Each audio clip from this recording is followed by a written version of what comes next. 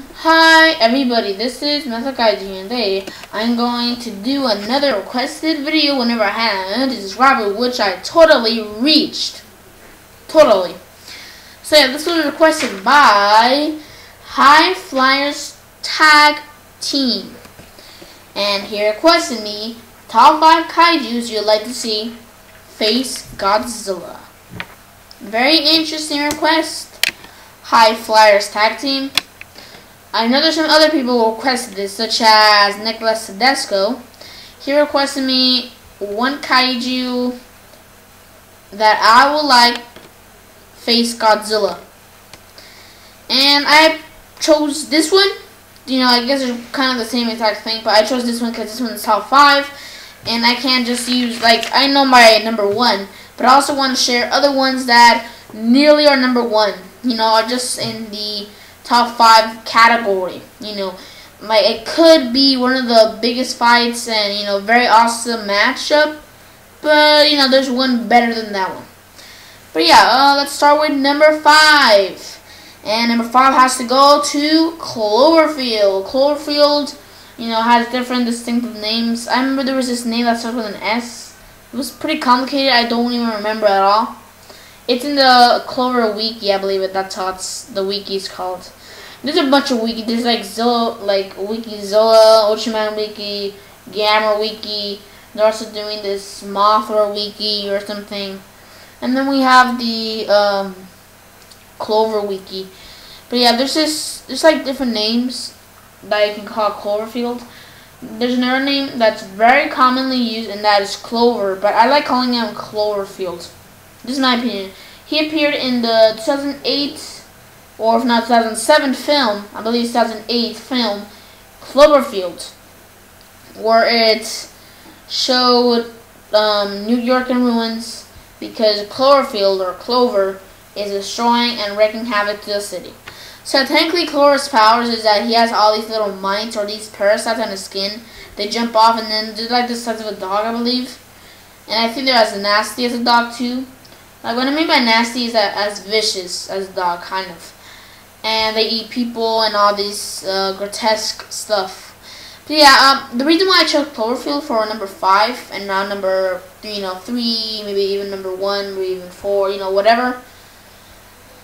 The reason is because he's kind of weak. I mean, compared to other ones that I have, in my opinion, he's a little bit more weaker than them. In just my opinion. Like, you know, Godzilla can, you know, it'll be a pretty even match, but I think Godzilla will kind of win him pretty easily, kind of. Maybe as hard as Megalon. Whenever Godzilla had to fight Megalon, that easy maybe.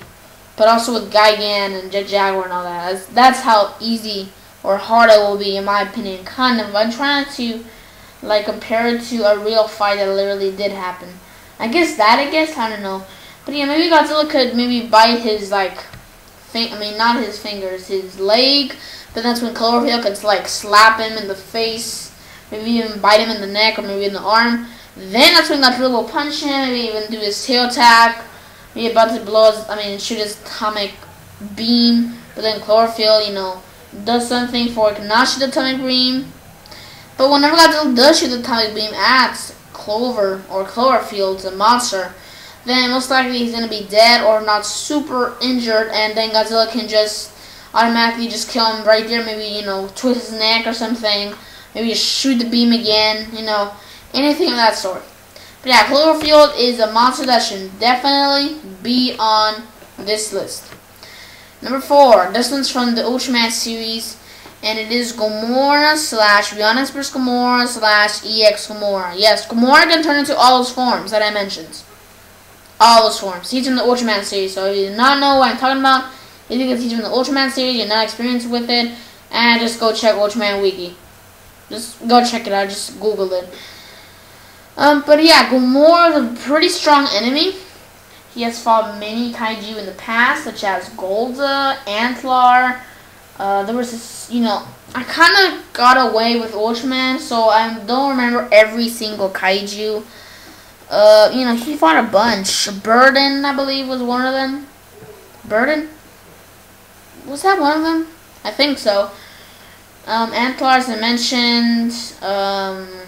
Sorry, guys, because I haven't seen any Ultraman or even search any Ultraman monsters for a super long time.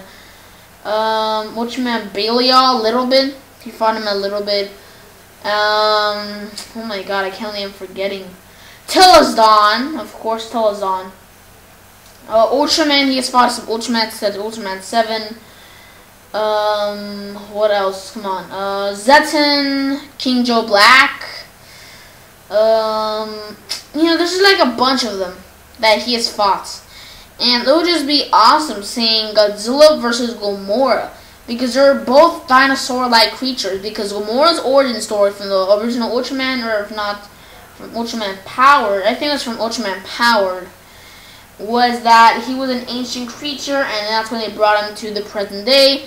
And it's not his fault why they brought him. He just doesn't know his surroundings, so he's just obscuring around.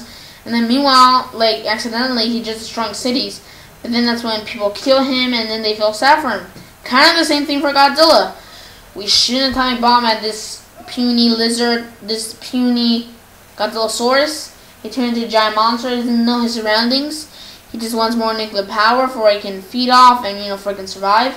And then, Godzilla, and then that's when the military tries to kill him. And if they do, by some techniques such as in 1984, where they lead him to a volcano, it's a sad ending because people are sad for the creature, even though it, killed many lives. Or maybe even part of their family members. They're still sad for the creature. So, it's kind of about the same thing, so it'll be pretty cool. Especially EX Gamera. EX Gamera is a heck of a very strong creature. Now, Gamora's power is that he has this acceleration beam, or acceleration ray, kind of that. I forgot what the official name is called. It's just a purple beam, and it comes from his horn and his nose area. And then he can also burrow. He has a very strong tail. That's about it. But to be honest, for some more, same thing, except the beam is just like, I forgot what color it was, but it's more stronger, I remember. Now, EX Gamera is a big update on, or a big improvement with the original Gamera, even Rionix. What he does is that his tail has a little spike at the end, and it can stab opponents. It shoots its beam, except it's from his chest, just like Gamera in the 1996 film, was it? From Gamera 2, Advent of Legion, where, Gamera actually opens his chest or something. This is like giant beam or something, pretty similar to that. And then he can turn into a little ball, just like Anguirus, in Godzilla Final Wars. He has all these powers, so it'll be very epic seeing Godzilla fighting EX Gamera, maybe even Gamera and all that. It'll just be epic. Very nice.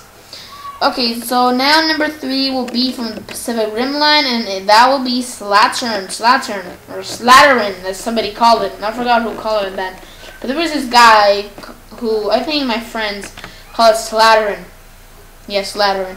But I like calling him Slater. Slater, he's such a big monster. He's 596 feet tall, to be exact. That's huge. That's like a little bit too much exaggeration for a big monster. Like, really. And then with all those tails and it has, like, for me, Slater is kind of like Cloverfield, except just add a bunch of tails and then make it seawater-ish, where it lives and thrives in the ocean, and then just, give him steroids, and then you have your Slater. And take all the mites too. Take all the mites. But yeah, he's huge. Just imagine Godzilla in the ocean fighting Slaterin or Slaterin. It'll be a very big combat because Godzilla swims very fast, as well as Slaterin. Even though his humongous size, with his velocity of swimming, can push Godzilla all the way back to this coral reef or something. Maybe Godzilla has to get back. Maybe kick him, even though that won't even be effective. Maybe even if Slater even like punches Godzilla, he will be like bleeding automatically. But Godzilla, of course, he will maybe like literally damage him with his beam. Maybe his tail tap. Maybe he can grab him and then choke him to death. Or maybe even grab the tails and then toss him around, just like King Ghidorah. Godzilla's very strong enemy.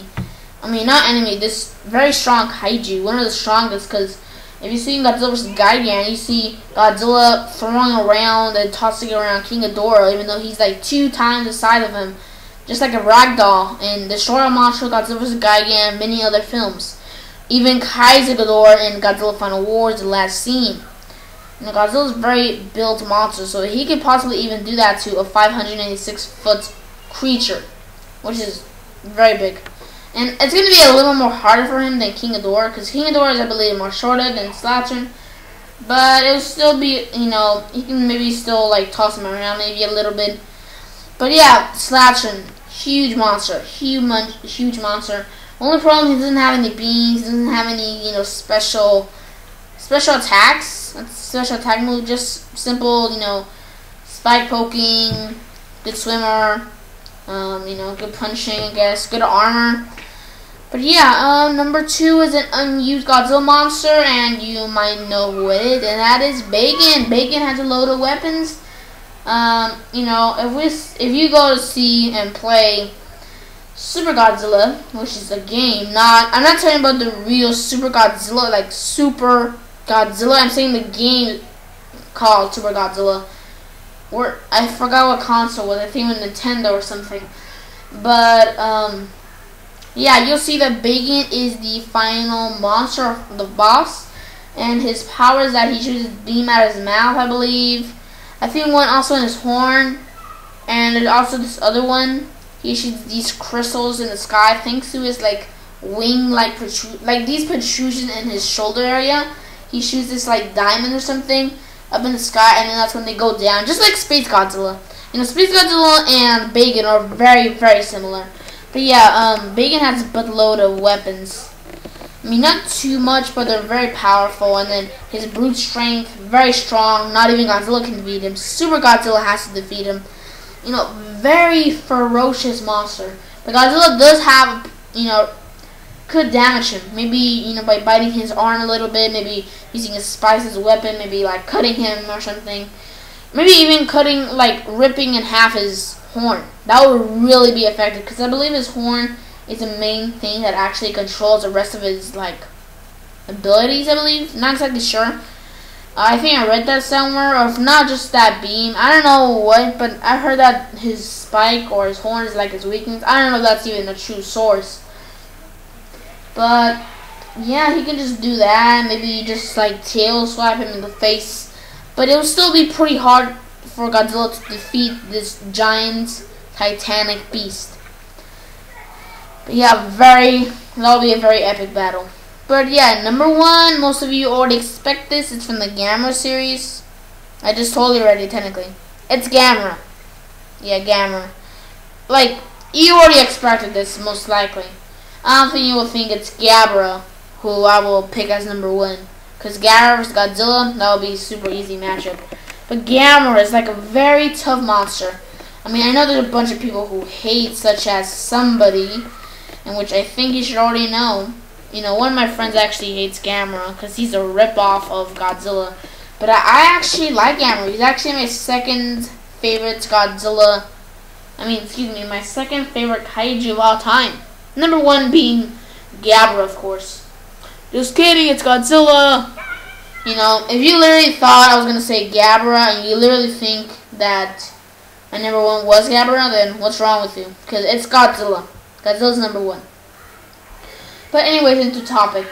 Gamera is just a very tough monster. Nearly the same origin. In the Showa era, or Heisei, I forgot what it was, the origin was pretty bad. It was that he was a guardian of Atlantis. Yeah, you heard me right. Gamera was a guardian of Atlantis. That origin story was kind of stupid in my opinion. I like the whole idea of him being a turtle, and then, boom, atomic bomb time. Then that's when he gets mutated, just like Godzilla. Same thing. The only thing I don't like about the Gamera series, not the Gamera monster, I'm saying the Gamera series, is the kids. The kids. They're annoying. They talk like, I don't know who. Elmo? Barney? The Grinch? I don't know, like a cartoon character.